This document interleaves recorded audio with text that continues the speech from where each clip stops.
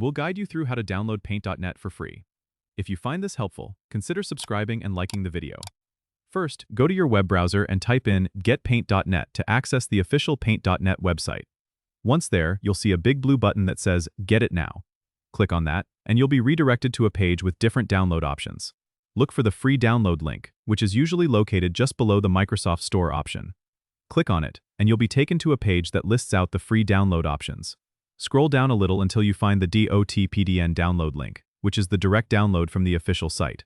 Click on this link and your download should start automatically. Once the download is complete, locate the setup file in your Downloads folder and double-click to open it. Now, you'll see the Paint.net setup wizard. Follow the prompts to install the software, making sure to select your preferred language and agree to the terms and conditions. If you want a shortcut on your desktop, make sure to select that option during the installation process. After installation, you can launch Paint.net immediately.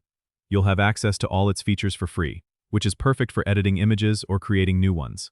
Remember, Paint.net is known for being lightweight yet powerful, so it's a great tool for both beginner and experienced users. Don't forget to subscribe and comment if this helped you out.